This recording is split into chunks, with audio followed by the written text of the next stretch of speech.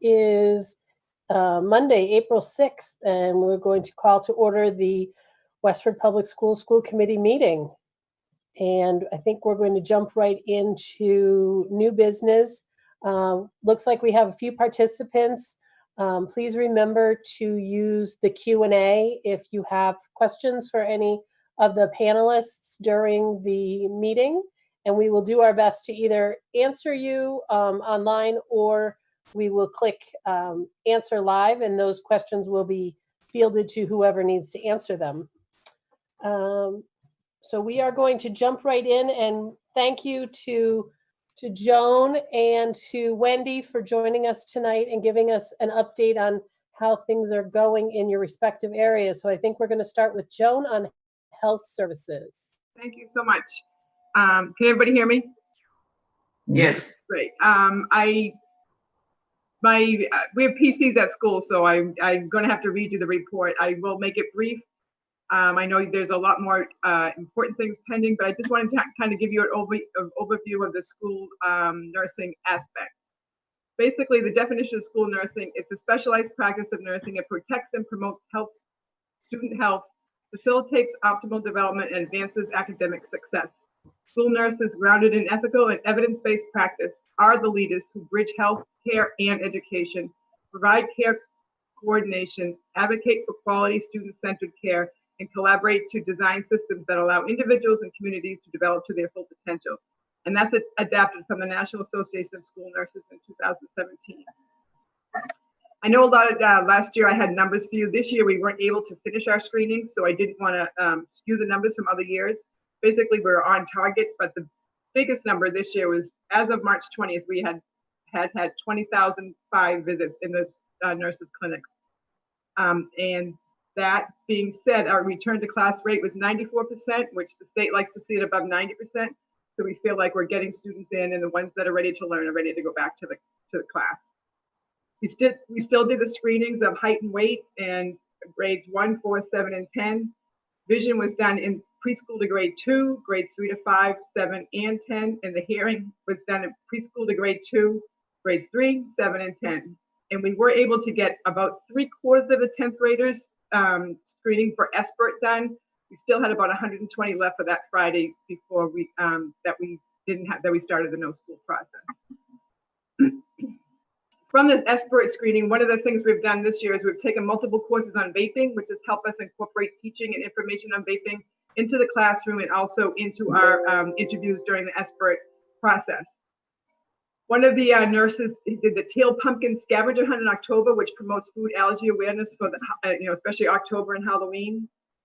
Also was initiated with a pilot program called the No Thank You Table, in which students, if they didn't eat any foods that were either fruit or covered yogurt or cereal or whatever, it was put on a table, and then it was brought into the Westford Food Pantry once a week.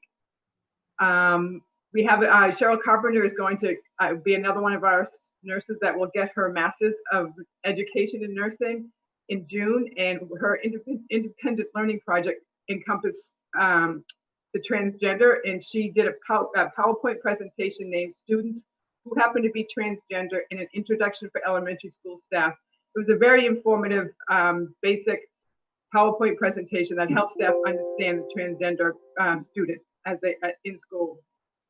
We also did a Stop the Bleed to some of the faculty, so they ended up being trained in Stop the Bleed process. A parent asthma education brochure was developed, and from that, there started an asthma lunch brunch where the 4th and 5th graders would be trained by 5th graders. So the 5th graders would be the asthma ambassadors to the 3rd and 4th graders. At the faculty staff, we presented life-threatening allergies, EpiPens, flu preparedness, and at the end, we did as much information as we had. We gave them an overview of the coronavirus preparedness. Each clinic does have a mindfulness center and activities for the students to come in and, hopefully get themselves together, do their activities, and that will enable them to return to the classroom. We attended 504 IEP and reentry meetings. We did presentations in the PE wellness classes that include Glow Germ, which was the hand washing, and the Heimlich maneuver. We mentored and evaluated nursing students from Northeastern, the Bachelor of Science program. And we worked with students with diabetes. We had 2 new students that were diagnosed with diabetes, and this day and age, they're basically diagnosed on a Monday and could be returned to school on a Thursday. So we really, help the parents, help the student, help the teachers, enable them to become more independent in their diabetic care, and so that they can go back to the classroom and engage in teaching, learning.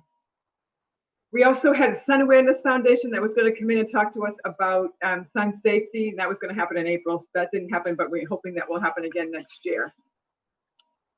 With the increase in the multiply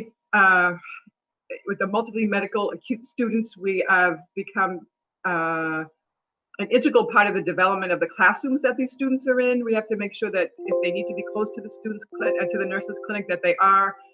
Make sure that the staff is comfortable, the teachers are comfortable, and the parents are comfortable, so that the students can get the care that they need while in school. And we're constantly collaborating with teachers, guidance counselors, school psychologists, and social workers to promote healthy learners. Moving forward, this is probably, we've spent a lot of time on this since March 12th. When we did hear that there wasn't going to be any school starting March 13th, we reached out to respective schools, families, students, staff, to make sure that their needs were being met at that time. We coordinated with parents to pick up medication at school. Many times the nurses went and dropped off medication at the schools and any of the medical supplies that they had. We inventoried our clinics for the PPE items to be donated to the first responders. We've worked very closely with Gail Johnson, who's the public health nurse here in Westford. She's doing surveillance of the COVID cases that are in Westford. We've met with Gail twice a week since the COVID has come out, and she updates us educationally on the information. There's certain processes that change as they learn more about the COVID. So she updates us with that so that we're more updated on the information. We're also taking the hotline calls from the health department just to give Gail some more time so that she can do the surveillance for the town. We also are members of the Upper Merrimack Valley Medical Reserve Corps, in which we go, some of the nurses will go and help the elderly. We've gone shopping. We've gotten prescriptions for them or any supplies that they need so we can deliver it back to their houses. We've communicated with parents and students via emails, video calls, principal newsletters. We all miss our kids. We miss the students, we miss seeing them. And we want them to know that we're still here to talk to them, and if they need outreach, and we're here to help the families too. And we're also reviewing daily updates of COVID with Johns Hopkins, the CDC, mass.gov, the town of Westford, constantly communicating with the families. I know a lot of, some of the nurses have done morning meetings with the schools. They've also attended some of the classrooms meeting with the teachers just to go in and so that the students are aware that we're all still here for them and their families. Foremost, we are concentrating on re-entry, whenever that might be. We are trying to get all the information we can. It's going to be very challenging, I think, for some students to come back to school. We want to make sure we have all the information and help the students, help the staff, help the families, so that we're looking forward to a healthy return to school for all the students and staff in Westford whenever that happens. And please, social distancing, hand washing, and now masks, the three most important things as we move forward in this journey of COVID. Does anybody have any questions?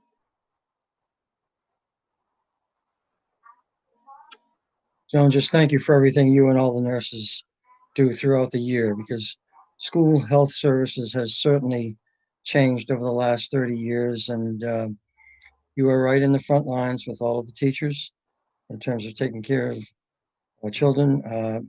You're oftentimes the first point of contact with a child who's experiencing a little bit of difficulty of a social emotional nature. And between you and the guidance counselors, perform an extraordinarily important function. Thank you, I appreciate it. And honestly, for everybody out there, if you have any questions, concerns, please don't hesitate to call the school nurse. We'll do what we can to find the resources that you need and move forward. And as I said, day by day, we just have to go day by day. I thank you all very, very much. Thank you. Thank you. Thanks. Thank you, you. Joan, so much. Thank you very much. Committee, do we have any questions? I didn't see any hands. So if there are no questions for Joan, I will let Wendy go ahead. Okay, I'm going to share my screen.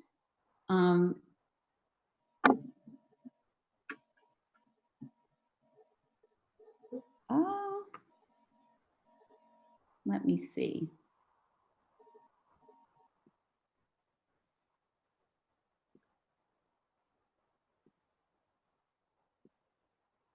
Is this working? There we go. Okay, so some of the first couple of slides are just a basic overview of our department, and I don't think that I need to read it bullet by bullet, but I just wanted it on the record to remind people of kind of the roles of the counselors. So the first slide is just an overview of, as in terms of the school counselors, that we work on college and career readiness, academic achievement, and social emotional support of our students. This is the breakdown in terms of the type of work that the school adjustment counselors and the school psychologists do in the schools as well. This is the staffing by school for the middle school and the high school. We were fortunate to have a third school adjustment counselor join us this past year, and she's been a tremendous asset in getting our SEL, social emotional learning classroom, up and running and working closely with staff to support some very high at-risk students. So that's been a wonderful addition to our departments.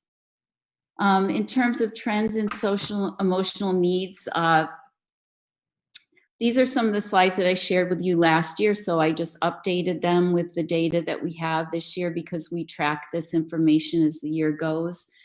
So this is the caseload by the counselor for the school adjustment counselors, and I think it's just important to note, although the number of students being served has not increased, the number of students with IEPs has increased, and that's often more complicated in terms of ensuring support of their needs than oh, I don't think can you see that this says 504 and IEP over here? I can't, no.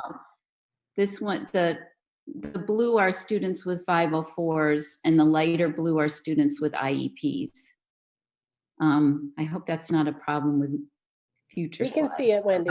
It's the sidebar. So the sidebar, you with all those pictures, if you minimize it, it's going to show it. So is there a way to? No, we can see it. You can see it. It's Okay. fine. Yes. As long as you can see it. I can see, I know what it says. So this is a review of students that we sent for a risk evaluation over the course of the last few years. So you can see that it's gone up and down. Now, this is when we added an adjustment counselor and it went down. Then it went back up again, and then it's lower here, but this is only year to date. So we don't, if we were in school, it would end up being higher, I'm sure. But this is just an overview for you of trends in that area. Hospitalizations continue to be a concern, both for the safety and well-being of those students, but also the interruption it is to their education and the many moving parts to try to keep them getting re-engaged and back into the educational process once they return. So we have lots of supports in place for students, but it is challenging for them. These are the screenings that we're involved in, 6 to 12. So signs of suicide is in the middle school in 7th grade. That program is a long-standing program that does a great job identifying students that we might need to provide additional supports for, both in school and out of school. Breaking Free from Depression is an evidence-based program that we've been using for a number of years at the high school, and we the counselors attend the 9th grade health classes fall and spring semester to be sure that we are able to screen all of the 9th graders. This screening, GAD-7 PHQ-9, is that's the number of questions for each part of that. That's a new screening that we added this year for our junior class based on some analysis that we did of some of the needs we might need in terms of screening. So I don't know, you may remember that last year I shared that we were going to be piloting a screening specifically for anxiety. But we realized afterward that we should include depression, and it was only 9 more questions, and we were able to administer it during an advisory on their Chromebooks. So we were able to do that for the full junior class this year. And so it's an important addition to our screenings, so that we're doing 9th grade and 11th grade, and not just doing it in 9th grade and then not checking in again. The reason we targeted 11th grade was because the Challenge Success Survey 3 years ago showed us that the 11th grade is where our students experience the highest level of anxiety. So that's why we chose that. So in terms of some new programs and initiatives, hopefully this is a little bit more fun information, a little more exciting. So we did some shift for the 9th grade meetings. We added a counselor on call program. We enhanced our education, communication in a number of ways. And we added a new program called Guidance Peer Supports. They started off being GPAs, and we were saying, you know, hashtag GPA redefined, because these students were going to be supportive of their peers, and it didn't work. So we talked to the students that were involved, and they decided GPS, something like we'll help you find your way, would be a better set of initials for that program. So I'm just going to talk briefly or highlight about the 9th grade meetings. I think we've adjusted these over the years and gone back and forth, but we do meet with small groups of 9th graders within the first 2 weeks of school in our office, so that we can get to know them. We've changed it to small group from one-on-one, and found that it's really better for the students. They're not feeling so uncomfortable with this person that they've never met before. But it also helps with a little bit of team building. We do icebreakers with them and make it a fun opportunity, but it's for a whole block. And we give them an overview of the services that we provide in our office and how to access them. Initially, 2 years ago, we had them filling a survey out on their Chromebook while we were meeting with them. And we decided to move to no technology, because we found that once they had that on their laps, they weren't really getting to know each other. And so it ended up being much better this year. And then I want sort of a shift in the whole tone in our department. We've always asked them to set a SMART goal when we meet with them in their freshman meeting. And this year we changed it and asked them to set a self-care goal, to remind them that it's really important to take care of themselves and their emotional well-being.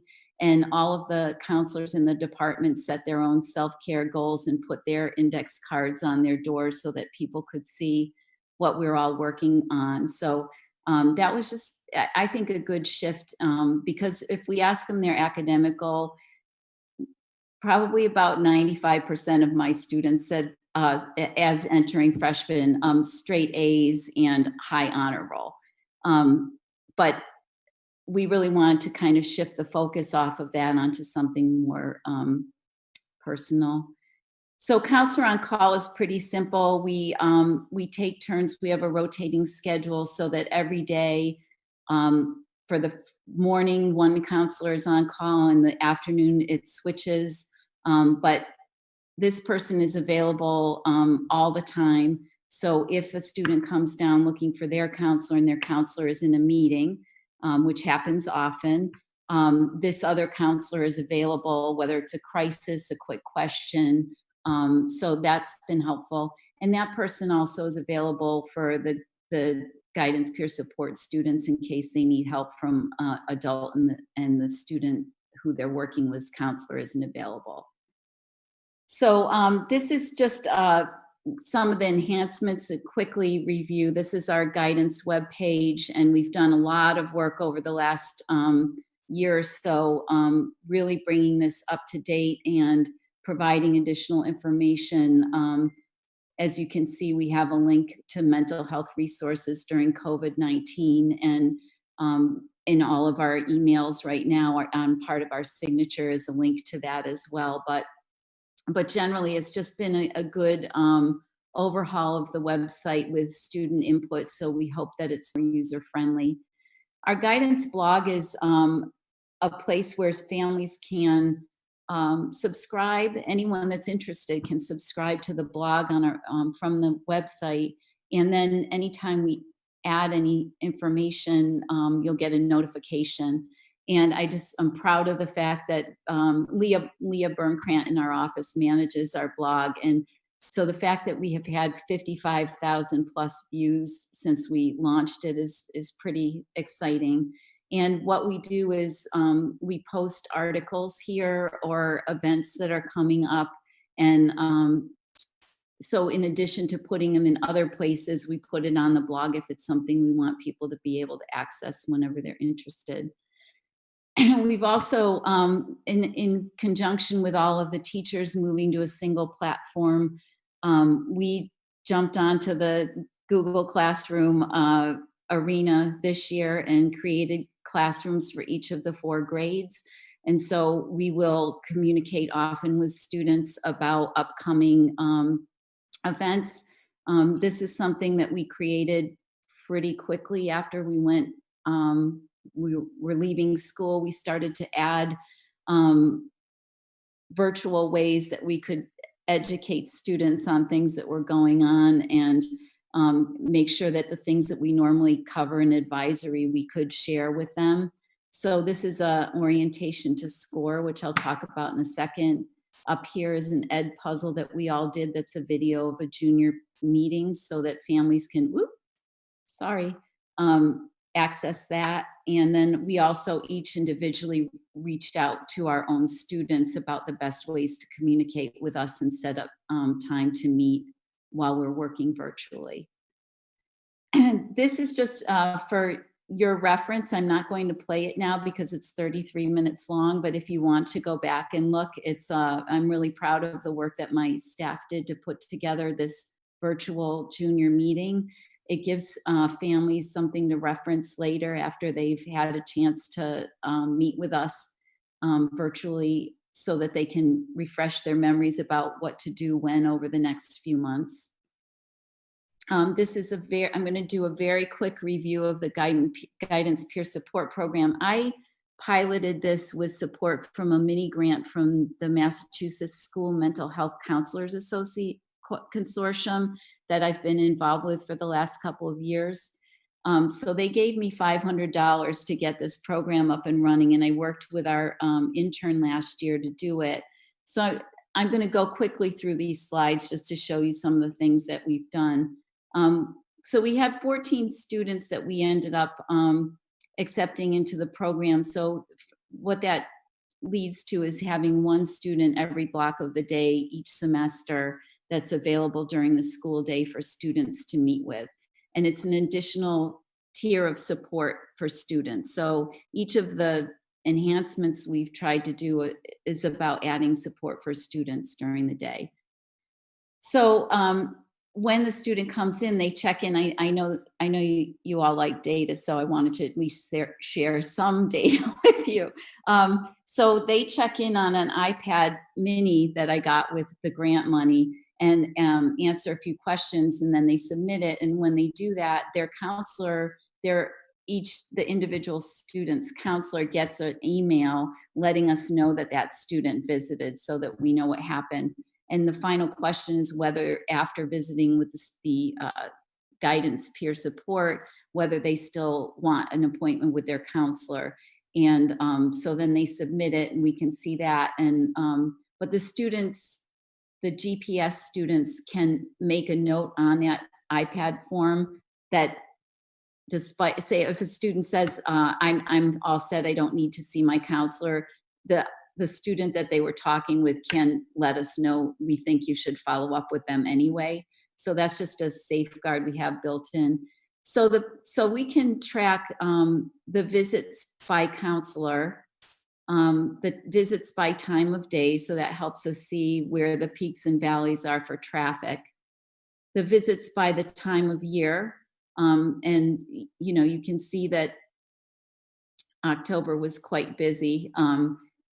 But in any case, this is data that we can collect over time and build sort of an idea of what's going on. And then this is just, we used horrible and excellent because it's students filling out the form, but how are you feeling today when they first get in, when they first meet with the student? So it's 1 to 10. And then we check in with them at the end, and you can, I hope you could see that it was a pretty good result after spending some time, just downtime, decompressing a little bit with a kind person and a kind ear.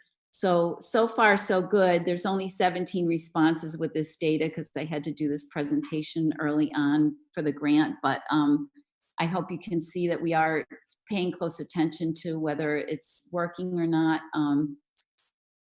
That's the question I referred to earlier. This is a pass that we made for the students so that if they're meeting with a student, and we do training on this, but they're concerned that they're not qualified to work with that student based on what they're hearing. It's not as big as it looks here. It's a laminated pass, and they just walk over to that student's counselor and put it in their window. We all have windows on our doors, and we know that we're coming immediately. And if we're not available, the counselor on call is the person they see. But we've had other residual positive effects of having these students in our office every day that are helping us out, because they can give us ideas of things that might be helpful for other students. So one of the first things they told us was that it caused them a lot of stress when they came in to do a training with me, and these pennants were all over this bulletin board, and they were all hanging from the ceiling.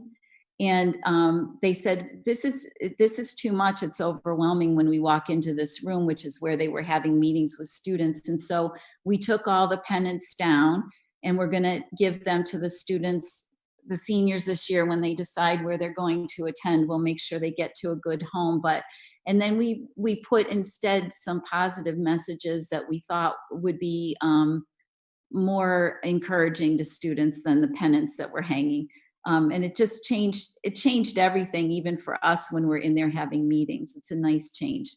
But we also got these big signs for the open office area, just to kind of remind kids that we are actually counselors. You know, we have a master's degree in counseling, and we're there for their emotional well-being and not just to help them get into the college of their choice. So I think it's changed the whole atmosphere.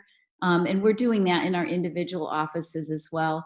This is a mindfulness apps board. And so these apps are all on the iPad, and the kids are trained to, well, they're encouraged to use them so that when they're meeting with a student, they can say, well, I tried this one, and this is how it works. And I watched them all learning them. It's pretty funny. They're really into it, which is nice. So anyway, now that was my update on the social emotional. The rest isn't as long as I promised, but in terms of college and career readiness, we moved from Naviance to SCOIR this year. I wanted to give you a little bit of information about standardized testing and college admissions. So Naviance is something that we've used for the past 10 years for, it's a software platform that we use for college and career planning. And it was becoming increasingly difficult to use. They would patch the software and not inform us ahead of time. And so all of our training that we do with families and students would be, we'd have to recreate it. And it was becoming more and more difficult, and it was becoming more and more expensive. So we were up to roughly $7,500 a year for our subscription. And I just was kind of frustrated with them. So I started researching other alternatives, and I found a number of them, and spent some time speaking with other counseling directors in the area. And so in the end, we ended up with SCOIR, which is a very user-friendly platform, looks like social media to students. And because we signed on when we did, we're going to get this free for life. They're never going to charge us, because we're getting in on the ground floor, and they have corporate sponsorship that they don't have ads on the software, but that's how they got this launched. And so it will never, that piece of our work will never cost the district another penny. So in terms of changes in the standardized testing world, I don't want to focus on COVID-19, but I know that it's on everyone's minds, and I certainly could do a whole presentation just on how you counsel in a virtual environment. But these are some things that we've heard from colleges.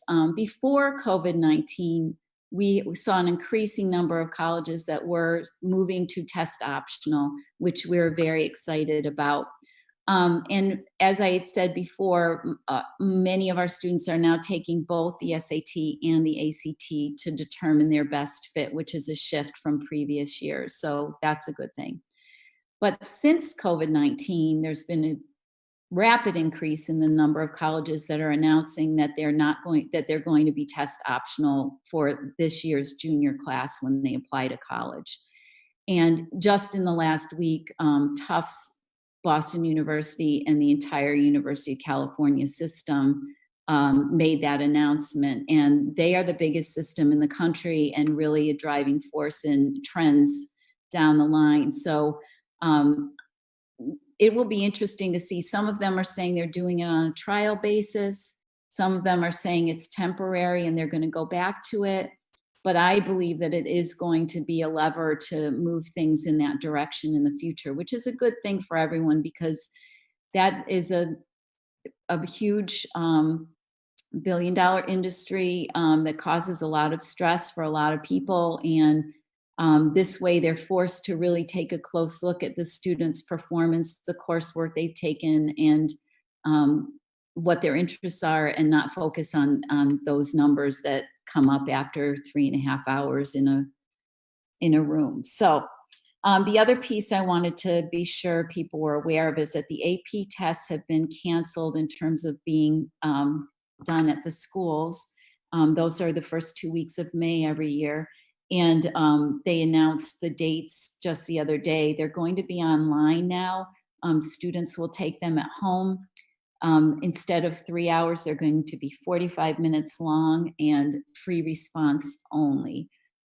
So as far as the colleges go, they're telling us that it's optional in terms of admission as well. So in the past, they may have expected to see those SCOIR reports. The students can take the exams if they want to, and the colleges will still consider them for college credit. But if they choose not to take them, they won't be penalized for that. And the kids will get their money back. You know, there'll be a refund for it if they choose not to take the test. Other emerging trends, these are from some webinars that I've been attending, but because they can't offer accepted student days and campus tours, they're really upping their game in the virtual arena and making themselves more available than ever. You can call and an admissions counselor will call you back and have a conversation with you. They're having, chats with students in a certain major for if students want to join the chat and hear directly from students that are enrolled. So in some ways, it can actually be a positive, although it does feel, I understand, very difficult for students right now to try to figure this all out. Many of colleges have moved the decision day from May 1st to June 1st. And those that are sticking with May 1st are telling us that the student just needs to call if they're really struggling to make a decision for that May 1 deadline.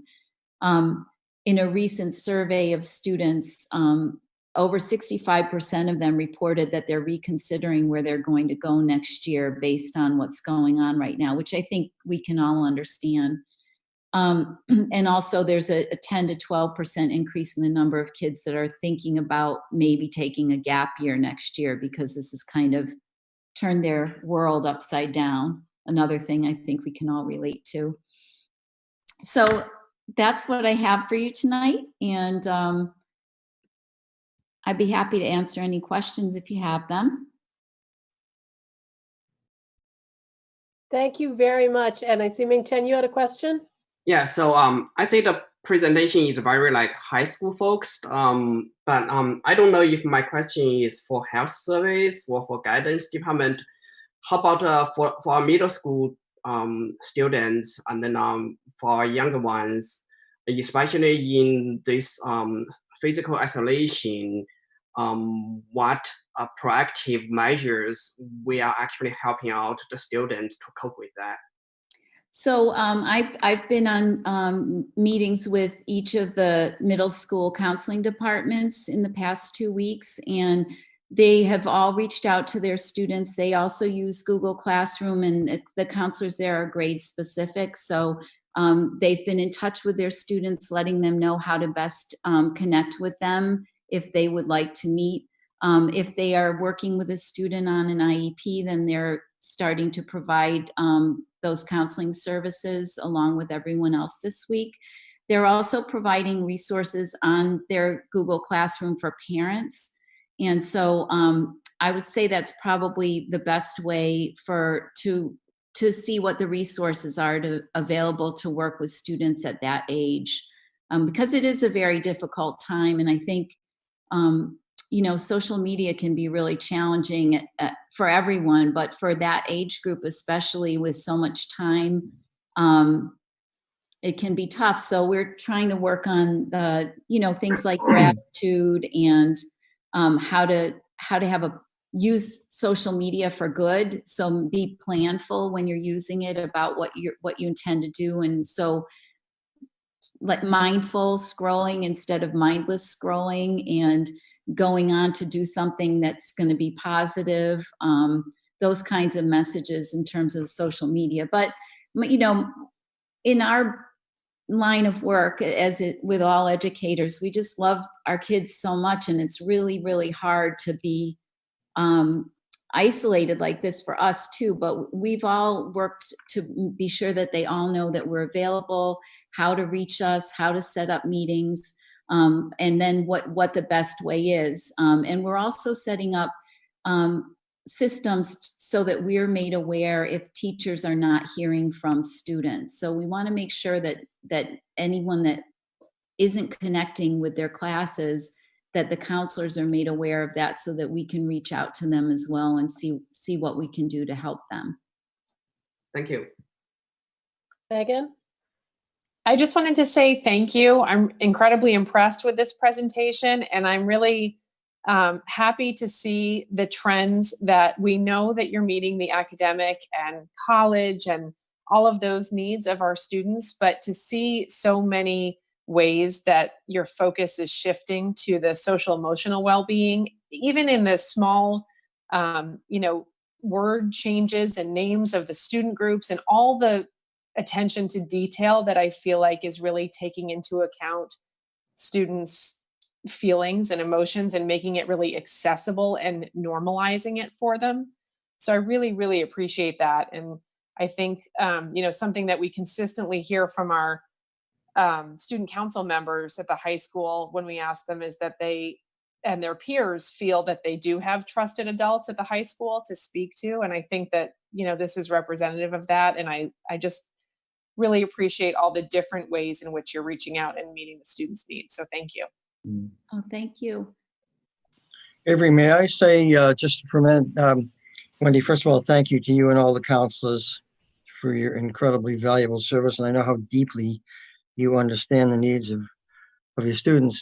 But I'm very glad to see the counselor on call at the high school, because for several years when we meet with students from the student council and beyond at the high school, they have sometimes noted that it could be frustrating when they went down under some anxiety and stress, and the counselor wasn't available. And so this is a great sort of a mini triage process that addresses that issue. So thank you very much for that. Thank you. Chris? Thank you, Wendy. And you mentioned, when you brought up the impacts to the college process for COVID because of COVID-19, how you could have done a whole presentation on that. I wanted to ask, is that something you've thought about doing? And then I would encourage it. I think you do such a good job of laying it out, and you have a really nice way of presenting things. So if the time allowed and it were something that were on your radar, I definitely think Westford families would benefit from a you know, a little, maybe a little video or something outlining the impacts to college and things like that. I think we actually watched a webinar that I think you probably pushed out of the guidance office, I'm thinking, in one of the emails or on the blog, and it was helpful. It was also a sales pitch, which was totally understandable, but it was worth it, but it was helpful. So just throwing that out there, if that's something Well, I think that what we're trying to do right now is map out what the best resources are to provide when. And I think everyone in my department has gone to at least 5 webinars a week since because we don't know what we're doing. We got to figure this out, right? So I think we've got a shared drive, and we've been dropping our takeaways in there. And I think that we're trying to kind of, it's gelling right now. We're trying to figure that out. So we thought the junior parent meeting one was the most important one to get out so that we could work on those while we're moving forward. But we'll do things about college essay writing and all the pieces that the kids need to have support with along the way. And we've been, you know, posting articles of interest on the blog on a regular basis. But I hear what you're saying, and I think that's a good idea. I'll work on it. Gloria, you had a question? Yeah, I think I'm really just echoing some of the things that we've addressed. I mean, it's thrilling to see the counselor on call program and the student program with the GPS students, which I love that new name, and the shift in the focus of the 9th grade meetings. I mean, all of those are really proactive things that really respond to feedback that you've gotten from students, and certainly that we've heard from our student council members when they've talked to us. So yeah, I want to echo to absolutely commend you and the department for making all of those transitions to really be proactive to address students' needs. And unfortunately, now you're in this new environment of having to do that again, shifting so many of your services to an online focus, and all of the dramatic changes, I would think, that are especially happening for our juniors and seniors.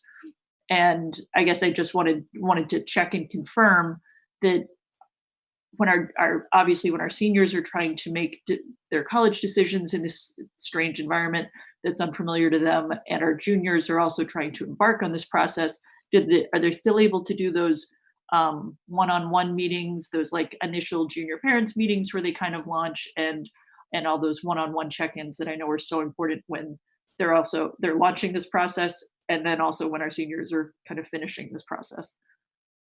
Yes, we have those systems set up in our office. So every counselor's in a different situation. You know, I've got several counselors with small children at home climbing all over them while they're trying to have their meetings. And so I've just asked them all to be creative in whatever works best for them. Everybody has communicated with their families the best way to be in touch with them and how they're going to manage each of those pieces.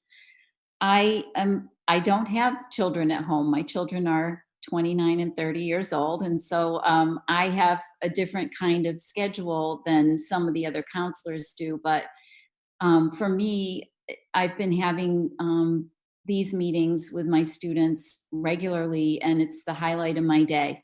I would rather see them. I mean, I was telling Chris earlier, they look so happy because they're relieved because they're not in school, and that makes me sad, you know, that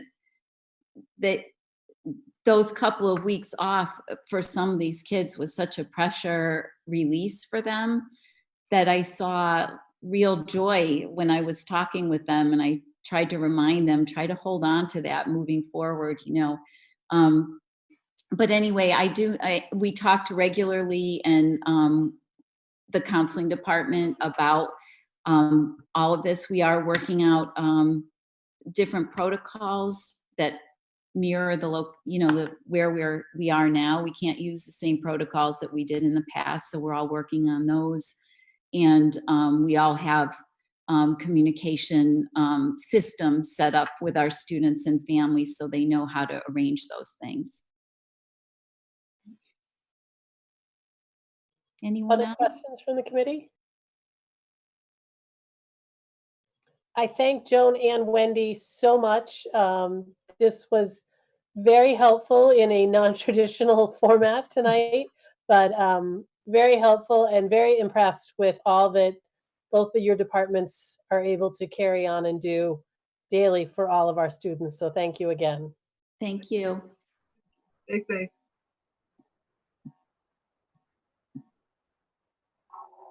So I think next is the superintendent. You have some updates on goals. Yes, I will go through these as quickly as possible. I'm glad to answer questions. Obviously, somewhat of a different year, as everyone has noted, in terms of the ability to accomplish certain things, but we have others. First student learning goal was to accomplish work with the leadership team and staff to develop and implement lessons, programs, and professional development. We'll promote the social, emotional learning opportunities for our students. Efforts will focus on self-awareness, self-management, responsible decision-making, etc. As an update, and I may have left out the code.org, we did train the library media specialists and library TAs at grades 3 through 5, and they have been offering coding to our students in grade 3 through 5, which will continue in the future. As you know, every principal incorporated into their school improvement plan, social emotional well-being goal, and we will see how those wind up towards the end of the year if we do in fact resume normal classrooms. We have taken a look at the WEA survey on stress and anxiety, and we know some of the common denominators in terms of the constant need to change curriculum standards, assessment issues, the evaluation process. Although these have all been accomplished very successfully, they still do continue in the aggregate to contribute to staff stress. And we try to be as understanding. We communicate with them frequently. We have an excellent working relationship with the WEA. We do continue to meet with them, the consultation committee, monthly. We don't have very many grievances, although we do have a grievance from time to time. But that's because we try to maintain a good, realistic set of expectations and cooperativeness with the WEA and the staff in general, so that they are able to do their jobs with the understanding that we are very supportive of them. We've had 3 excellent sessions with Pete Hall, who has provided a full day training session back on September 12th to our leadership team. Excellent training on fostering resilient learners, looking at different ways of student discipline and what might be creating stress and anxiety in students. Pete continued with sessions on October 15th and March 3rd, and those were very, very well received by the staff. Now, we also, as you know, worked once the Citizens Advisory Committee was finished with their excellent analysis of school starting time. Did spend a considerable amount of time meeting with a bus contractor and discussing various alternatives, but also if there were ways that we could make this financially fit together. And unfortunately, it was not to be again this year, but we will continue. This is not something that's going to be dropped. We will continue to look at this in the future and see how we might be able to make the revised school starting times happen. We know and we possess all of the sleep research that has been done, and we know the issues. We will continue to try and provide a viable solution, both cost-wise, logistic-wise, transportation-wise, and trying to meet the needs of all learners so that we don't try to meet the needs of one group at the expense of another. Student learning goal number 2 is increase authentic learning experiences for students at all grade levels. Intend to developing more creative and higher order thinking and curriculum relevance. The science and math coordinators have worked on performance-based assessments and have made them available to our staff at the elementary level, and pretty much this current year on a optional basis, although looking forward to implementing the performance-based assessments on a more formal basis moving forward through the next couple of school years. We were not able to, because of just a very busy budget cycle, and then what's happened with the virus situation, although that started in March, we weren't able to offer a project-based learning course for our staff. But that will be on the front burner again next year because it is that important. You've seen the benefit of it at the middle school. You've seen some of the creative, innovative approaches to learning, and we want to continue to infuse that, not have separate standalone project-based learning classes, but infuse that into all classes throughout the system at all levels. The coordinators and Kerry have worked very hard implementing the new social studies standards along with the inquiry design model. As you know, it's a little bit more in-depth process in terms of asking compelling and supportive questions, looking at performance-based tasks and focusing more on source development and references for acquiring a deeper level of understanding. That has gone very well. We had a little bit of a glitch at the beginning of the year with the availability of materials to some of the classrooms. That was quickly rectified. I heard that from some of the teachers in my budget meetings that took place in late September, early October, but that was in fact rectified fairly quickly. The guided math at the middle school has gone exceptionally well. That's a change, as you know, that we made at the elementary school and has moved up to the middle school. We made that elementary change several years ago, and I can remember meeting with Kerry and Mary O'Gorman at the time, and we talked about accelerated math versus and giving up accelerated math or forgoing that for the new guided math approach. And at the time, the three of us decided that it may not play well in some areas of the community in terms of no longer having accelerated math, but it was the right thing to do in moving to guided math for students. Teachers have been very enthusiastic. I think you heard Jessica Evangelista back a year and a half ago, and some of her colleagues talking about it. And the middle school staff is equally enthusiastic about guided math. The Neshoba Valley Technical High School, we will get to it one of these years. We were moving along very nicely to have some of our students participate in some of their senior internships in some shops. And then that has come to a grinding halt, unfortunately. But I have spoken with Denise Pigeon, who is the superintendent over at Neshoba Valley Technical High School. Denise is extraordinarily enthusiastic and a wonderful, wonderful person to work with. This is the way we need to proceed in the future. If you look at the survey that has been done by the Massachusetts Business Alliance for Education, about 65% of the respondents indicated in the last couple of years that students need to acquire more vocational training. And that's what we're going to continue to pursue, and we will get there because we have a great superintendent at our regional vocational school who was very willing to try different things with us, and we're going to keep moving forward with that. In terms of professional practice goal, collaborate with administration of Babson College and the Mass Business Alliance for Education. Well, we had a very nice symposium scheduled for the third week in May. I had worked with Catherine Krasansky, who is the Chief Operating Officer at Babson, and Kevin Sullivan, who is the Vice President at Babson of Business and Community Outreach. And I've worked with Ed Lambert from the Executive Director of the Mass Business Alliance for Education. We have been putting together the names of companies and individuals, but that unfortunately is going to be put on hold even if we get back to school.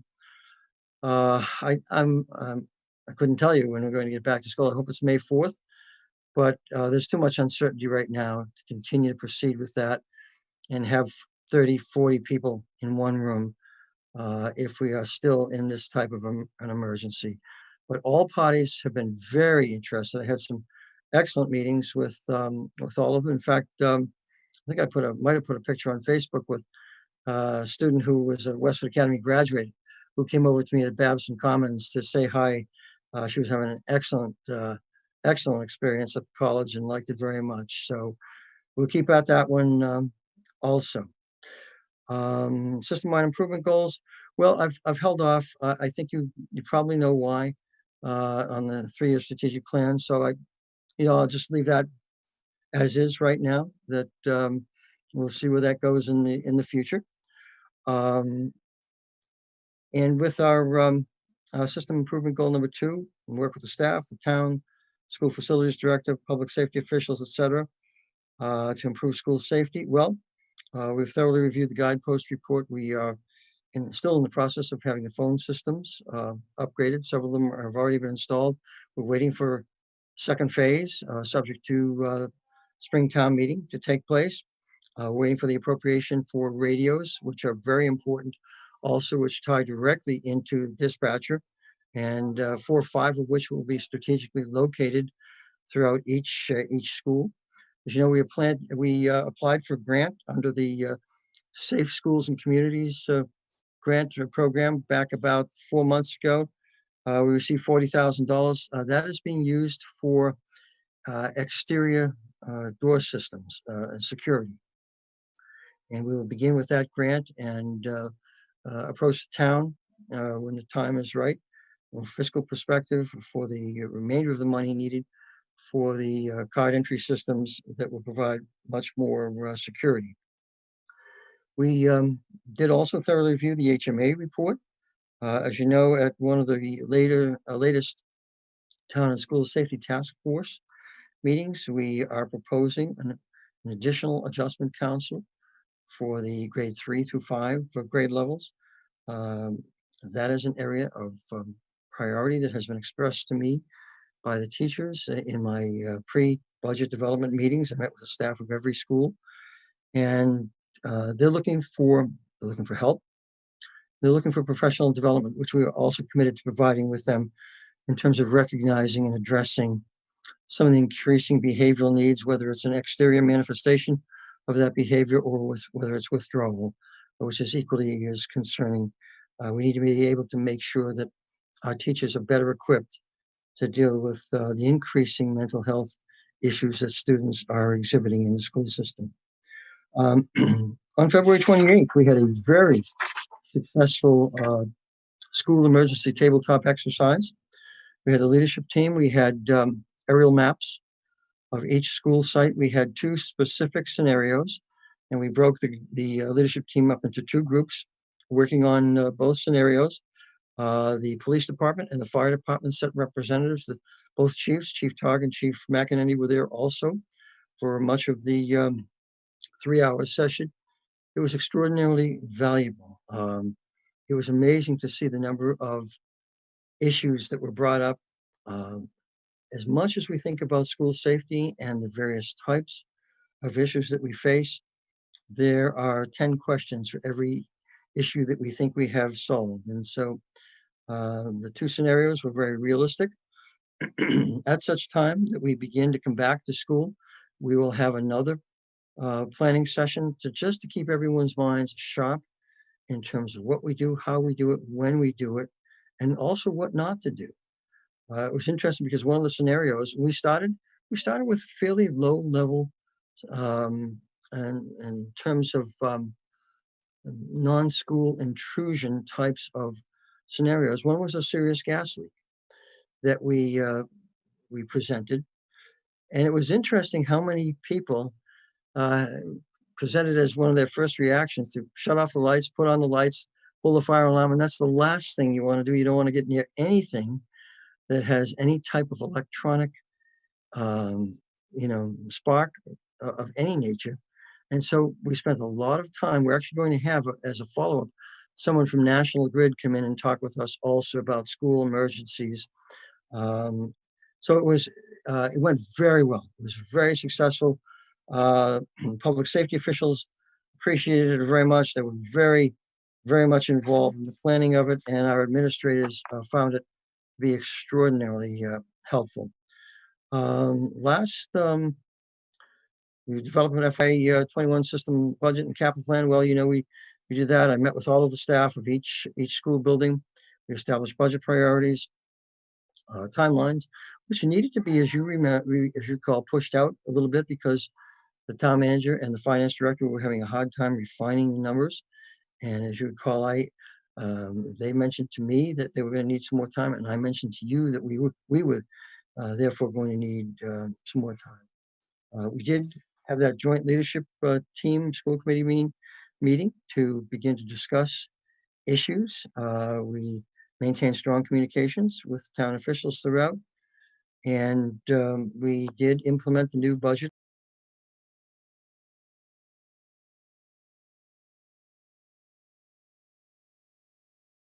Bill, I think you pressed mute. I think you're on mute now.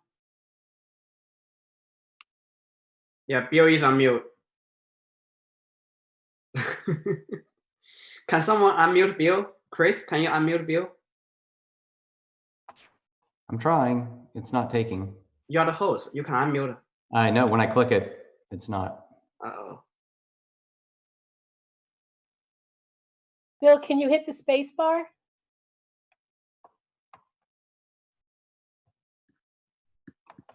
Press and hold the space bar sometimes.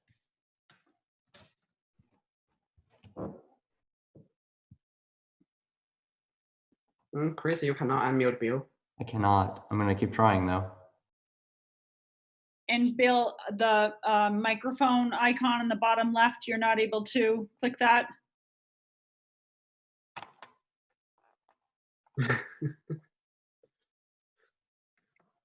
Oh.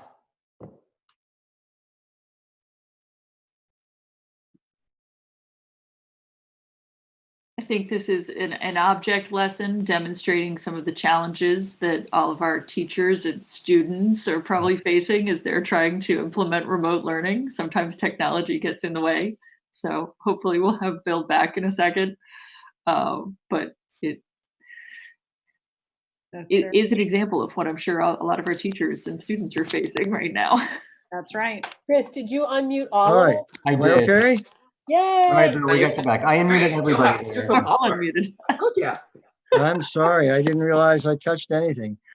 But as you recall, the finance committee and the selectmen felt that the new budget format was quite helpful. So glad to answer any questions that you might have, and we'll keep moving forward. Committee, any questions? And then the other thing is, I had sent out, do we think, Bill, do you have any goals that you think we need to amend in any way, or are we just going to pause on some of these given the closure and the COVID situation? Well, if you would allow me a couple of days to think about that, our minds have been nowhere but how do we make remote learning work and work well? And if you don't mind, I'd like a couple of days to think about that, and we can talk about it. Of course. All right, good. Alicia? So this isn't necessarily just about the superintendent goals, but I think this situation has certainly caught most of us off guard, and there's been a lot of trying to figure out next steps as we've been addressing each step of the closure that has happened and what students would need. So I'd like to suggest that when the town and school safety task force meets again, that a pandemic situation like this be one of the things on the agenda for them to look at going forward. Nobody could have predicted this was going to happen, but I think we're learning a lot of things right now that could be very helpful in the future. You want to do it again, Anisha? That's a great point, because we have discussed the fact that, like the public safety officials do, we are going to do a thorough review of what has gone well, what we need to improve on, and what we need to do to make sure, and Kerry and others, Ingrid, Jen, and Courtney have done, and the principals and coordinators, an extraordinary job. But we're going to write down, we're going to do a lot of writing, a lot of researching, and make sure that we're ready. We're ready now, but we're ready from day one the next time, as all other school systems, I'm sure, will do also. Great, thank you. Bill, we had a question on the task force, which is one of in your goals. As far as the phone systems, are all the schools getting new phones, or is it just? Yes, they are, but it's phased in, if you recall, based on appropriated funds. Any other questions? There are none in the queue. So if committee doesn't have any, we're going to keep moving ahead, because I know the COVID-19 update will be probably the majority of the meeting. And I think we're going to jump right to see how day one remote learning went. Well, it appears to have gone well. I know Kerry's been checking her email. I've been checking mine throughout the afternoon, the evening, and actually, I haven't received many emails at all. So I'm hoping it has gone well. Kerry, any reaction from you? Yeah, well, last week was a very busy week getting people up and running, and I just can't thank enough the curriculum coordinators, Julie Bedreau, the technicians, the DLSs for making themselves available, providing resources for teachers in a succinct way. So if teachers had questions, at the elementary level, how do I create a Google Classroom for my students? It was right there in black and white with one simple click. And one of the most exciting things about last week was I had received some screenshots of chats just like this, or sessions just like this with, but it was about 30 heads or 35 heads in each of the sessions from the digital learning specialists who had live professional development sessions, the curriculum coordinators as well. So I commend the staff for taking advantage of those opportunities. And I think because we had that week to really roll up our sleeves and make all of these changes thoughtfully, I think it allowed for a lot of busyness last week, but sort of a deep breath by the end of the week that people were feeling prepared. We also last week were able, as I mentioned, I believe a week ago tonight, we provided about 110 Chromebooks to families who needed additional devices for their remote learning, and we did that through a drive-through at the Millennium School on Thursday, and that went very well. I appreciate the volunteers who were more than willing to come and be runners and organizers for that to take place. We do have about 30 or so more that we will be distributing this Wednesday, and then we're hoping people will be up and running and ready to go. So we're thrilled that people took advantage of that opportunity. So I think laying that groundwork will make for a successful implementation, whether it's for the next several weeks or longer. Right now, the date that we're returning is May 4th, but we know that that could change. And then this week we had, well, today we had some technical questions from staff for the most part, but people were so enthusiastic. Spirits have been up. I checked in with some students today and with some parents today, just wondering, were the directions clear? Did you know where to find the information, the videos provided? And it was just a dipstick, but things seemed very clear to people and they knew what they were supposed to be doing. I know the math department, for example, they were concerned because they had sent something out at the middle school level, and then they had already received some of the activities and the work product, and they're thinking, oh my goodness, did I not do enough? And what we said was just hang tight, because students might be saying, okay, I'm going to do math and focus more heavily on math today, and then English tomorrow, for example, and then distribute their time accordingly. But the other piece was something was sent out last week to all staff saying, as we get up and running, let's do a soft opening week 1 and try not to overwhelm students, because with students and families, just getting into the flow of things will be kind of homework enough, so that we wanted to make sure that that part could be up and running before overwhelming. And even in the future, we certainly don't want to overwhelm either, but we just wanted to be extra cognizant of that for week 1. There will be some inconsistencies, and some of those we will not be able to avoid because we've had just really one full training week. And then others, we look forward to continued calibration so that we can try to minimize the spread of inconsistencies. But I think we are up and running and ready to roll. I appreciate the parents and their flexibility. They've had some great questions for us, and you can see that they're invested. And I think that the most people are most appreciative about the fact that the plan is quality, yet there's a lot of flexibility, and that's exactly what our students need right now, what our families need right now, and what our staff needs right now. You know, Carrie, may I say, you mentioned a while back the technicians. You know, I was in the office for several hours this morning, and I happened to be talking with Gail Anselmetti, and I have to tell you, Gail and the technicians have just done an extraordinary job. And you talk about some of the unsung heroes in the school system. They are most certainly unsung heroes. They've just been incredible and have worked tirelessly to make sure that we have distributed technology to all students. I want to thank our food service staff also, because we are serving an increasing number of lunches. As you know, the U.S. Department of Agriculture has waived some of their requirements, some of their fairly stringent requirements.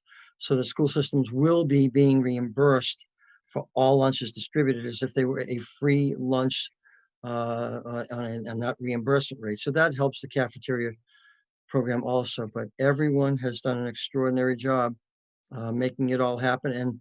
And you know, we've asked the teachers to check in with the kids, but it's incumbent upon us also to check in with the staff, and we're going to do that regularly.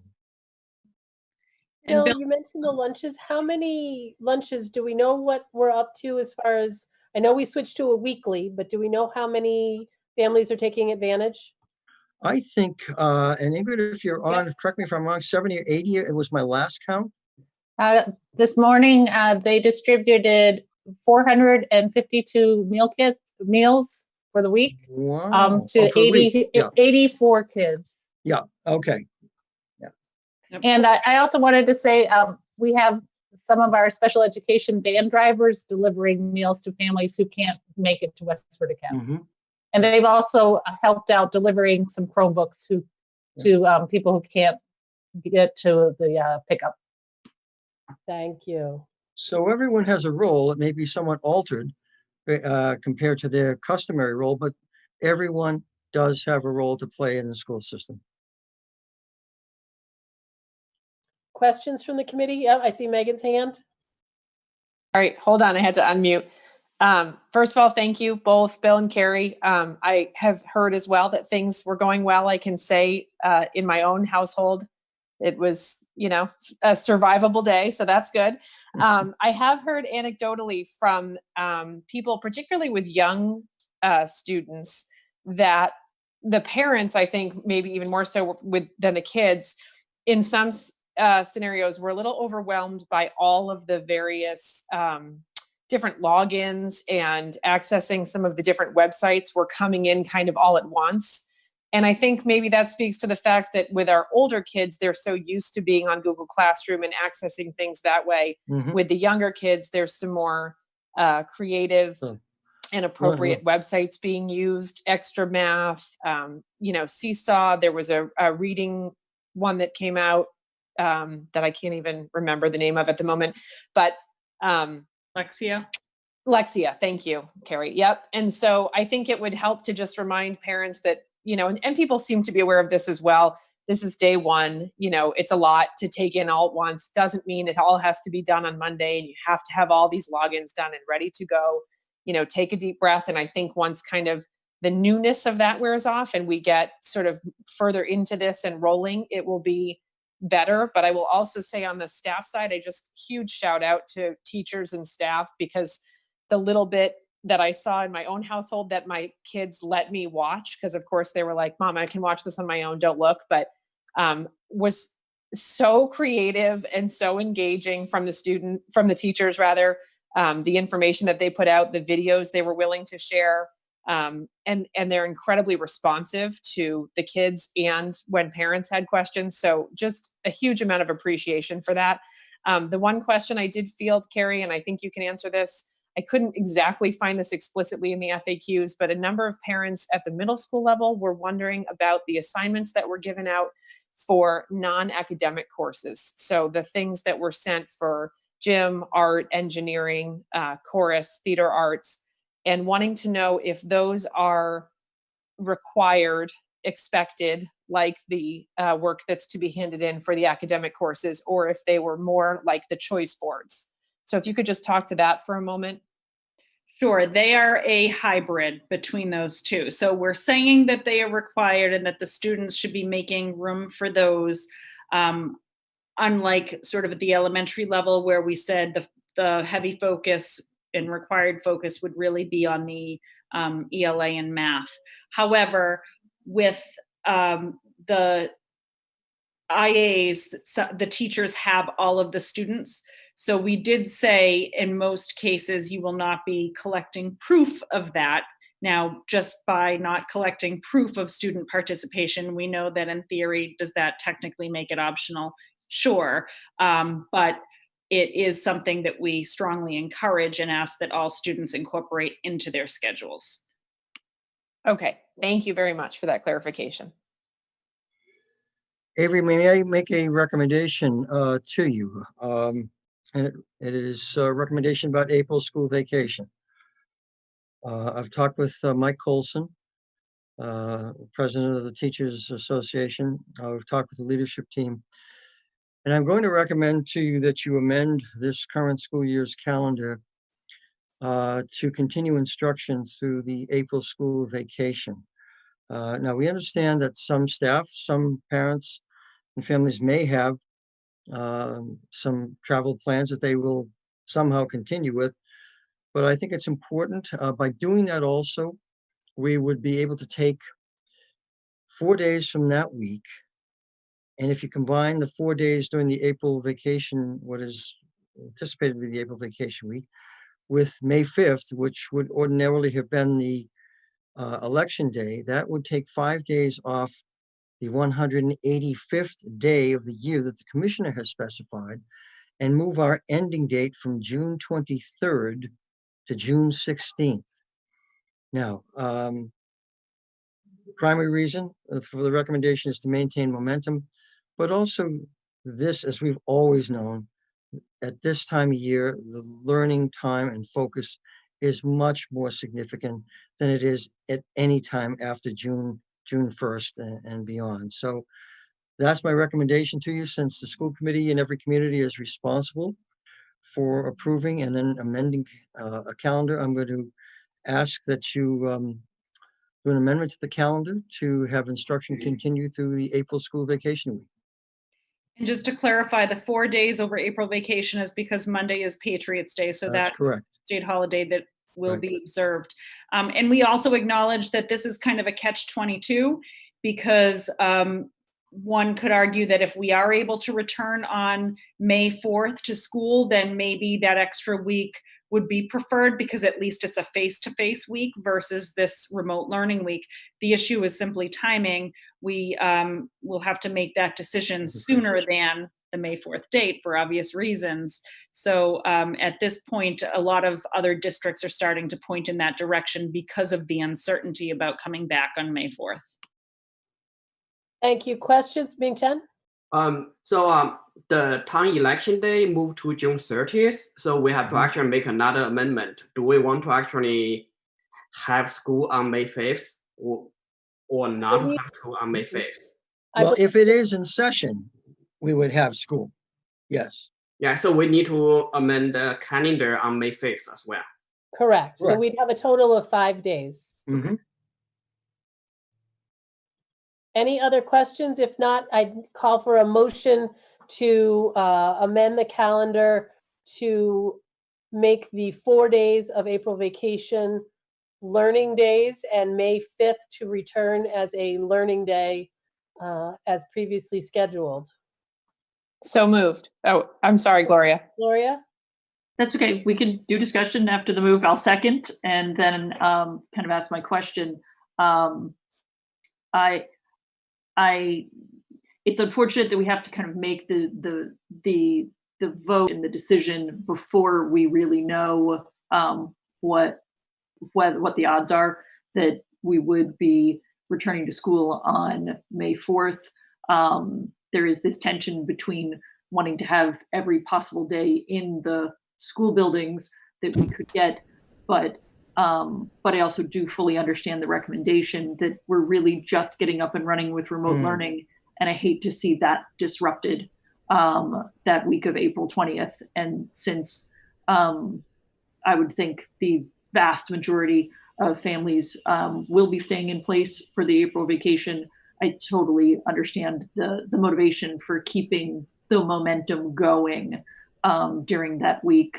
I think something that will just be very, very important is how this is, if presuming this is a positive vote, how this is communicated to families so that they understand that there will continue to be assignments during that, not on the Monday because of Patriots Day, but for those 4 days, the 21st on that week, that there will be learning then, and that whether we're back in the buildings or not, that May 5th is a learning day, whether it's a learning day in the buildings or a learning day remotely, one way or the other, and how that affects the end of the school year. I think just making it super clear for families so that they understand the changes to the calendar.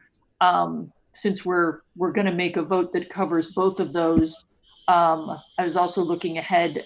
I believe there's a professional development day in May.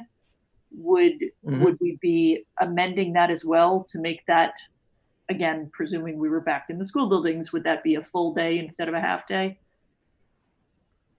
If we are back, it could very well be. We have regular meetings with the leadership team, and I think we'll be that will certainly be on an upcoming agenda. That's the day on May 19th that you're referring to. Yeah. Right. So you're not asking us to take a vote on that one today? Not at this point in time. Okay. Any other questions? We have a motion and a second.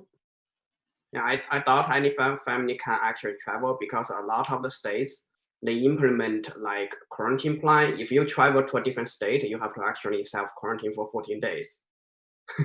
Yeah. So they want to actually stay in another state for 14 days or actually come back to stay at house. And I will be sending out a message to our families and to our staff in the morning if you vote this.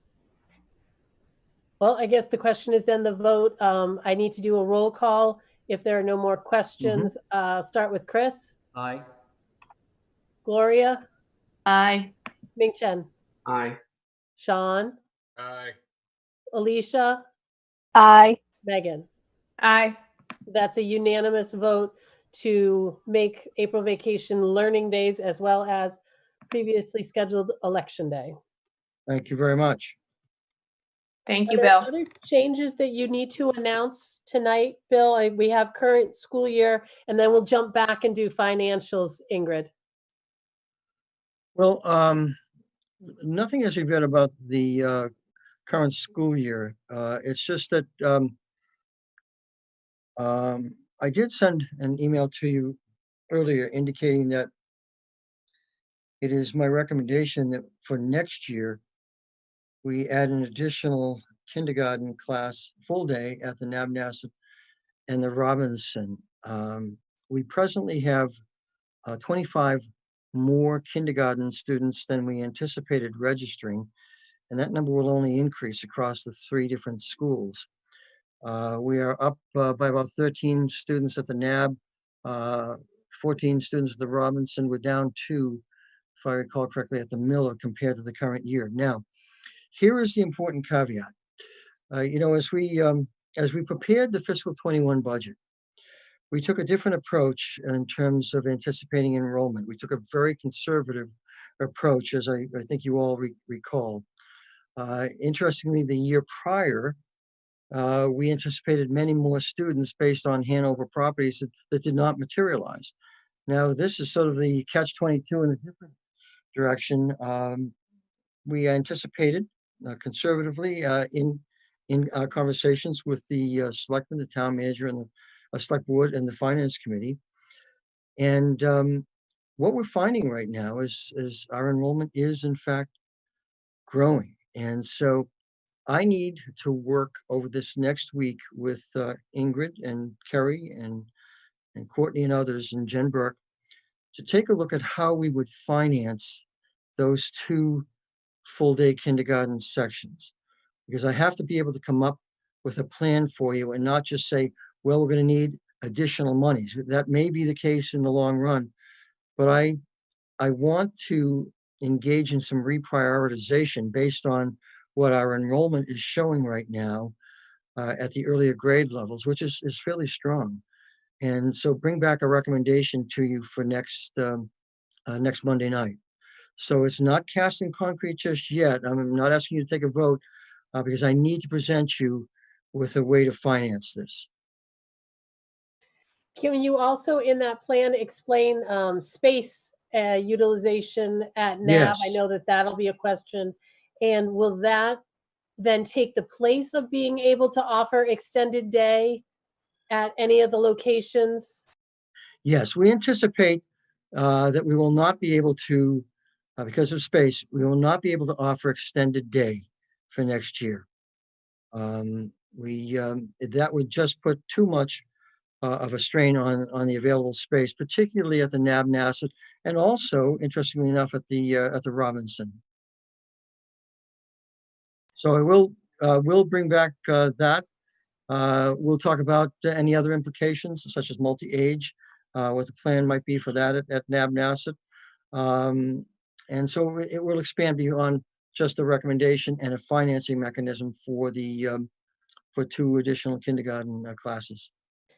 And have we seen any increase in first grade? That was a concern when we were talking about the teachers. And there was a question of NAB possibly needing another section of first grade. We have built that into our planning. We are meeting tomorrow morning remotely again at 10 o'clock to discuss class sizes, staffing, the RIF process, because that has to be done in a relatively short timeline, but we want to make the correct decisions to present to you. In some cases, it may involve coming back in the fall, as we have talked about with the select board and the finance committee, to see if there's a little bit more money to help us with any additional staff that we might need. And it's been a very interesting cyclical process in the last 2 years of enrollment, in that we overestimated based on the pattern of occupancy of apartment complexes in the past. However, Hanover has presented itself as possessing a somewhat different demographic that is not really school service intensive to this point in time. And so we went conservative moving forward in FY21, and now we're finding the enrollment is beginning to increase. So we just have to reprioritize, stay ahead of the curve, and it's incumbent upon me to make some recommendations to you in terms of how to finance those additional kindergarten sections, because I think those are very important. We currently have a waiting list of 32 at the Naviance and 24 at the Robinson. And so I do think it's important for us to serve those students well based on parent interest. Well, and I think it's also important to point out that even despite the high interest in parents, I think last year the wait lists were fairly small and in some schools non-existent. This year is the opposite, as Bill mentioned. But just the number of students that we have, even if we weren't to, if we did not move forward with offering a full day added section at Naviance, for example, then we would still have 50 students who would be needing half day K. And Right. because there are 2 sections of that, that would be 25 students and 25 students, 25 in AM, 25 in PM. So despite the interest in full day, there's also, even if we were just to say, we apologize, but we are only sticking with the 3 full day classes, Right. then we're still running into trouble both at NAB and Robinson with the number of students in their half day sections. Yeah, that's a good point, because we would have to add additional half-day sections. At the present time, we have 274 kindergarten students this year in our school system. We presently, as a result of registration, already have 299 kindergarten students registered for next year, and that will increase. If committee members have questions, we'll do that tonight. And then if we think of more, we should send them to you for help informing the discussion for next week as well. Sure, send them to myself and Kerry and Ingrid, if you would, please. Chris, did I see you had a hand up? Yeah, I mean, we probably really shouldn't be doing too much. We have to be careful not to deliberate on this since it's not on the agenda, I would think. So, but I think feeding questions out that can be answered later sounds like a good plan. And I was just going to ask you, Carrie, you were talking about the numbers, even if we had half day. Is that something we could see next week, kind of laid out? If we had if we didn't add it, and if we did add it, just so we can numbers wise see what the impact would be. Yes, we'll definitely do that. Thanks. Lori, did you have a question or? Well, I take Chris makes an excellent point that it's not necessarily on our agenda for tonight, so probably deliberating at length doesn't make a whole lot of sense. Presumably it'll be our agenda for next week. I think people are going to have a lot of questions about the numbers, K, regular K versus full day K, first grade, whether they're current first graders or additionals, but it'll probably make more sense for me to kind of just put these questions into email form and send them to you for next week. But in the meantime, I guess we should just encourage parents who may be on those wait lists to hold tight and give us a chance to do some reevaluation and see how we might be able to adjust our programming to meet the needs of our students and their families. Thank you. All right, thank you. So Megan, did you have a question? No, that's okay. I agree. I did send everybody. Bill, you have my list of questions for next Yes, I do. week. And so I look forward to hearing about it. And I think, yeah, that's okay. I'll wait. We have those questions and I agree. We shouldn't really be, deliberating. So it'll be important to bring all of that to light next week. So I appreciate it. And I appreciate you, hearing the community concern and evaluating the numbers. So. All right, thank you. So we'll put that on the list for next week. So back to the COVID and financials, as most of us know, we'll be meeting with the select board tomorrow night about this in more detail as we hear more from the town side. But I wanted to let Ingrid, you have some updates for us? Yep. So Dan and I have spent many, many hours remotely or no, virtually working together. Looking, so I did a full analysis of our major funds that contribute to salaries. I, had done that before when I made the recommendation about paying the base salaries, but I really dove in just to make sure. And I'm going to preface, I tried to be extremely, extremely conservative, worst case scenario. So, I mean, my nightmare would be running out of money. So I really do feel good with the information I provided Dan that I believe all of you received as well. So that's the revenue side. On the expense side, we're going to just keep working at it. Right now, there's just so much uncertainty. I can't, with any good conscience, pull all our educators away right now to have them tell me what they are not going to spend through the rest of the year. Courtney's flat out with special education. So, and I can't just by looking at the bills, make a call saying, or do you think we'll have to spend money here or here? So, Dan completely understood and we'll just keep updating as we refine the remote learning. The goal is to support all our students as best as possible. And more and more of our contracted services and our outplacement schools are also coming online. So I think we'll see week by week changes of the availability of services to our students. One thing, so today I believe I had 6 different meetings or calls on transportation. It's a big one. Obviously it's aside from salaries, one of our major expenses. Every district in the Commonwealth is trying to figure out what to do about busing. So on one of the calls last week, the guidance from DESE was that we band together by vendor. So D Bus is our big yellow bus vendor, and there are 10 other districts that use D primarily.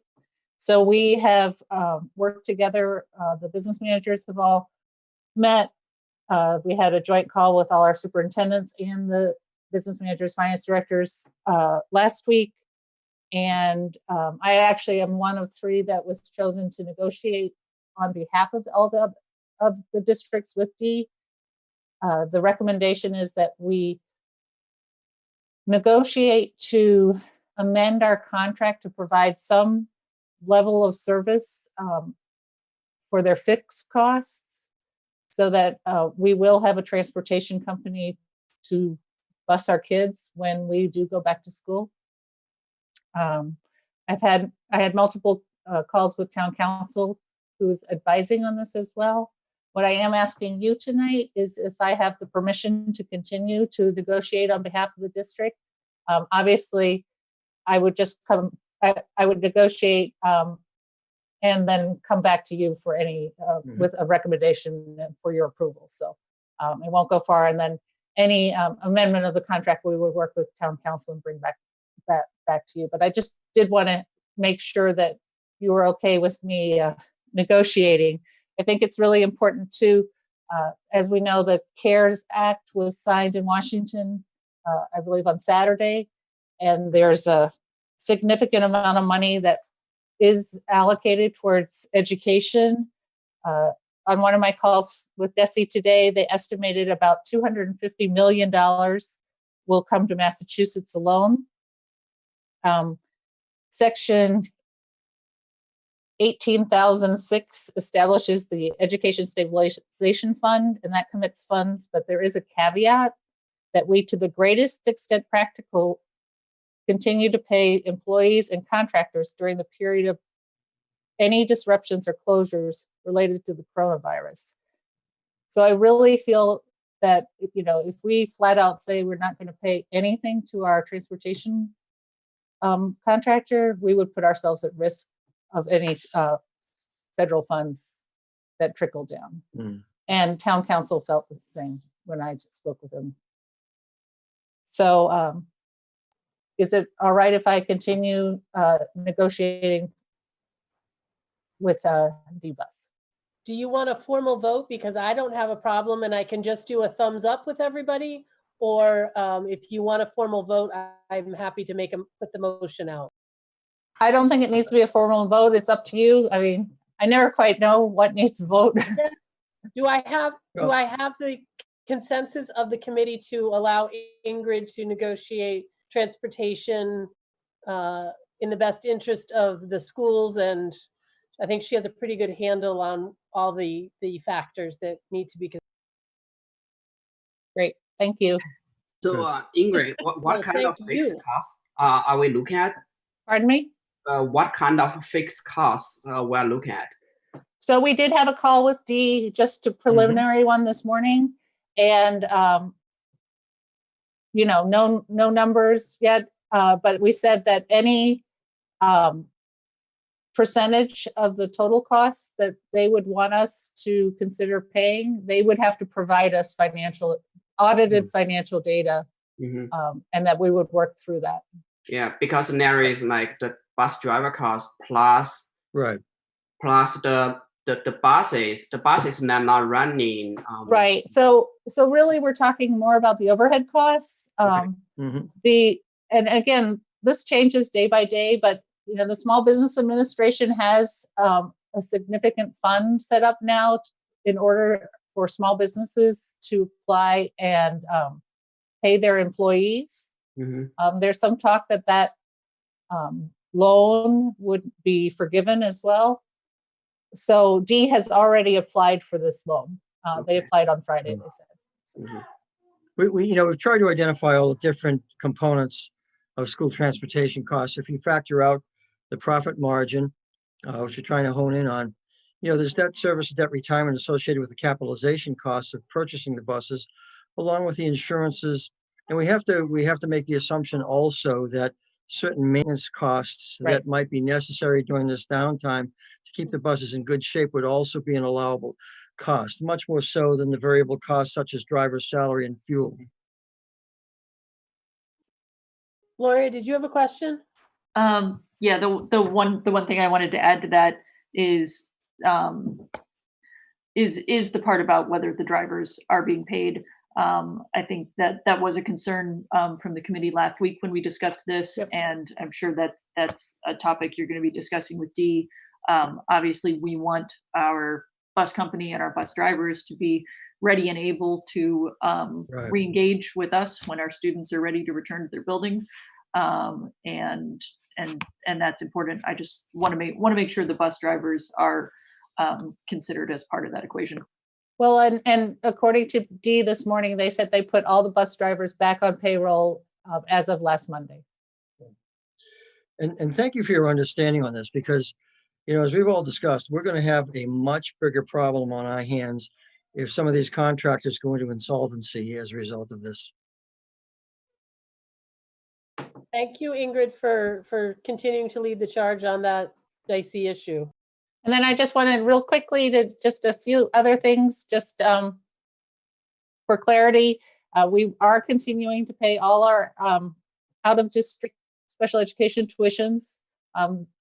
Like I said before, the schools are coming online as well, just trying their version of remote learning. Some are further ahead than others, and Courtney, I'm sure, is on top of all of that. Also, we did get word today, Bill already talked about the USDA reimbursement for our meals, but we also got word that the state is expanding benefits to families because of the pandemic, and will distribute EBT cards to students who qualify for free and reduced lunch. So we're working on pulling that data together for the state. And then we did on Friday, there was a lot of coming in on Friday for some reason. Oh, it's Friday afternoon too. The Department of Labor Standards revealed more stringent standards for essential workers. And it spells out a little more who is allowed in our buildings and not.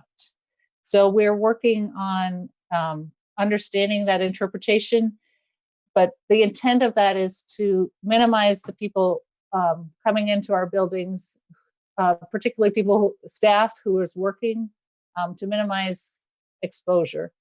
And that said, I know I said it last week, but I'm going to say it again. I really want to commend our business office staff who continue to come in on staggered schedules to do our payroll and sort through the mail and pay the bills to keep our district operating. So, and any questions, happy to answer them. Any questions for Ingrid? Alicia? Super quick one, and honestly, in light of everything that's going on, not really consequential, but I did hear a discussion on the radio this afternoon about the report that was due to the state on April 1st as regarding the plans for the Student Opportunity Act. Yes. And it sounded like it was, the phrase they used was, deadlines are not necessarily enforceable on Beacon Hill unless someone chooses to enforce them. And I don't think they're really looking to enforce that deadline right now. But have they given you any guidance on when that will be due? I know you're busy doing so many other things. I just wanted to make sure that if there were any help we could give for that in order to get that in, that we offered it. No, I think, end of the month is kind of what I'm hearing. Unofficially, I believe it's it was originally in some of the legislation that this state legislature passed on Friday, and then they decided there was just too much, and they did, most of the town stuff, and they are looking, there's a whole list of items that we have all indicated are either stumbling blocks or things that just people can't meet right now. So the Student Opportunity Act is one of those. Okay. One of the most recent indirection, or I guess emails we got from the state level, was for those of us who have not submitted yet, because the deadline will certainly go beyond April 1st, to actually hold off on submitting them. So they actually asked us to hold off. Well, that's good news. Thanks. Yes. If we don't have any other questions for Ingrid, who is handling the last item under the COVID update on the position postponement? Well, we have, as you know, I sent an email to you this afternoon that we decided that the best thing to do is to hold off on implementing this for another school year. At this point in time, we had hoped to at least been into the professional development for the staff in a variety of areas. It's not going to be possible, and it's not going to be the same on that professional development and all those discussions on a virtual basis. Plus, we have to make the assumption that at the beginning of next year, there may be a lot of very significant carry forward issues, particularly in special education with children. And we want to be fair to the children, but we also want to be fair to those who are presently our student support leaders and our assistant principals. And so we think it will work out much better for all parties involved if we delay it for a year. How will that look to our students? I see Courtney who had a hand up. Yeah, and I just wanted to like to offer a little bit of a pause and a little bit of sensitivity out there to this sudden change in the model, because when we first started preparing for this, a lot of our administrators, we were fielding a lot of questions. How is this going to work? And then as we got further into the discussions, many people adjusted both their professional and their personal lives and started to really embrace these changes, envision themselves in that role, and kind of got excited about it. And when I initially presented to you, I forget if it's end of January or February at this point, Megan had asked the question, does it make sense to wait a year and provide a whole year worth of training? At that point, I was confident, I was excited, and I really thought that, time was on our hands and that we could provide some quality training for our staff members. But over the past 3 or 4 weeks, clearly we've turned our district upside down. And everybody has stopped and started something completely different. If it's the van driver to the cafeteria workers, to our teachers, the administrators, everybody. So I really feel like with these new constraints, it just does not lend itself to the high quality PD training and coaching that all of us wanted to be able to provide in order to be successful for this transition. So while I certainly regret kind of putting this off for 1 year, I would like us to continue discussing with our leadership team about what the options for full coverage would look like at the elementary level. Certainly our initial reasons for wanting to change this model hasn't gone away. We are aware that having 2 administrators in the building is more helpful. Forging those strong relationships with students, being able to support some of the social emotional needs is definitely helpful. So I think I'd like to be able to continue with the brainstorming through this week with some of our leadership team to see how we could closely get to that without necessarily making everybody the assistant principals that we had originally hoped for. And as Bill has alluded to, we have not conducted any annual reviews, any of the 3-year reevaluations, the initial evaluations. All of our team meetings have just halted while school has been closed. And school is technically still closed right now, even though we are embarking on this remote learning. So once we get our feet underneath us, we will see if we can continue to offer team meetings throughout this school year. And if we do, then we will prioritize which meetings have to take place. This is going to put a lot of volume and a lot of stress on our special education department at the beginning of next year. And so, as Bill had alluded to, we need to be sensitive to that. We need to make sure that people are confident in their roles when they are chairing those team meetings. And for those reasons, we definitely should pause at this point. Questions from the committee on that? I appreciate the candidness of that, and we'll support what the administration and leadership feels is best. Thank you very much.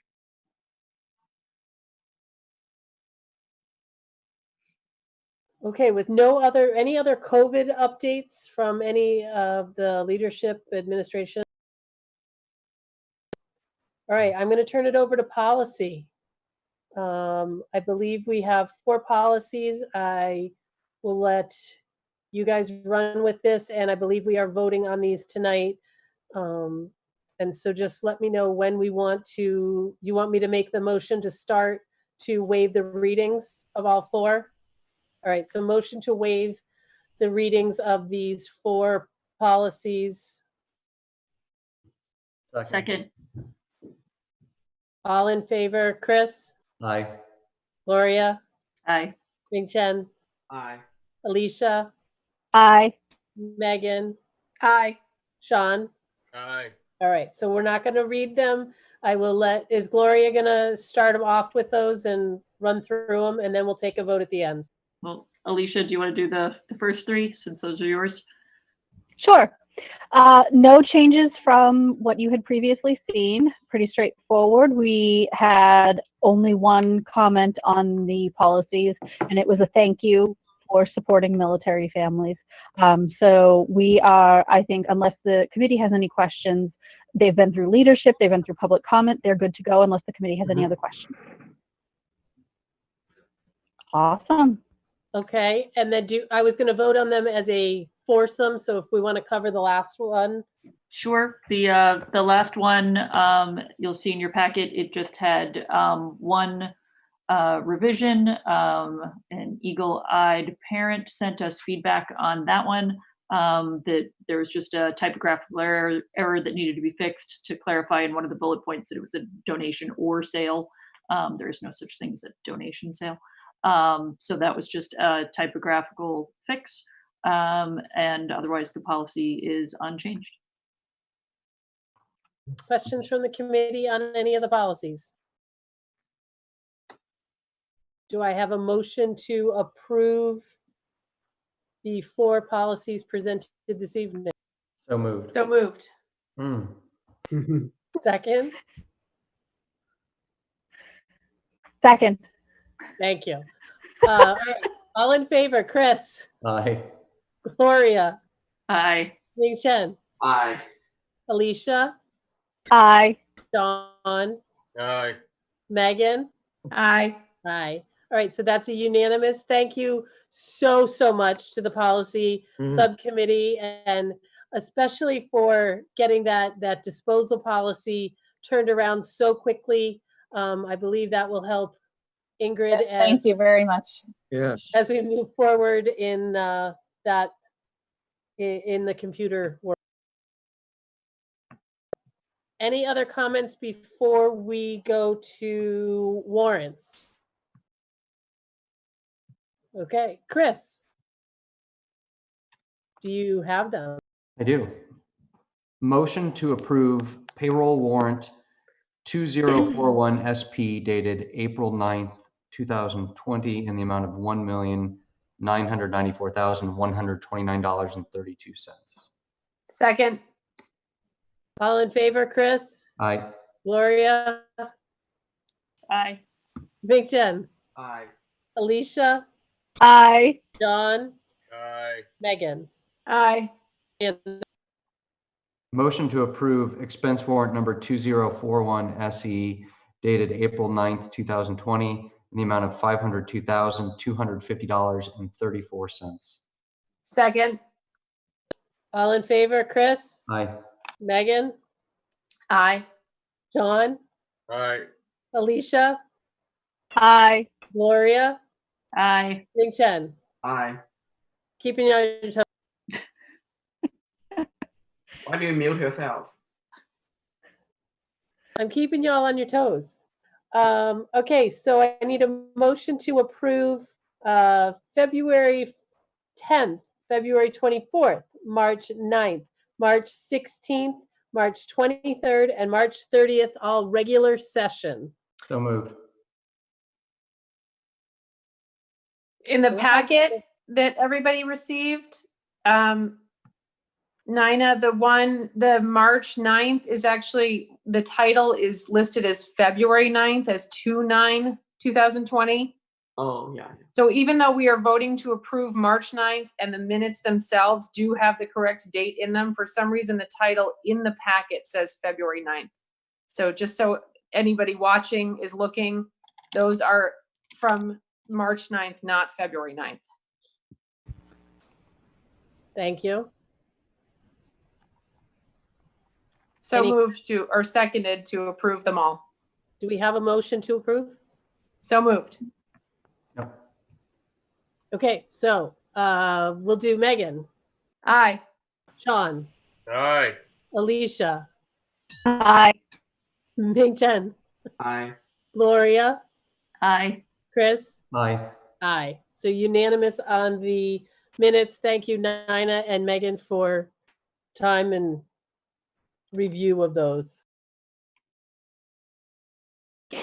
Do I have a motion to adjourn to executive session? Chris, if you would read that, please. Motion to adjourn to executive session to discuss strategy with respect to collective bargaining in an open meeting may have a detrimental effect on the bargaining position. The committee will not return to public session. And I would note to the committee that there's an email in your inbox with a new link to the executive session meeting. We need a second. Second. All in favor? Ming Chen, Aye. Alicia, Aye. Chris, Aye. John, Aye. Gloria, Aye. Megan. Aye. Unanimous. I say goodnight to all of our 24 attendees. Thank you very much. Good I'll see you night. guys in another week.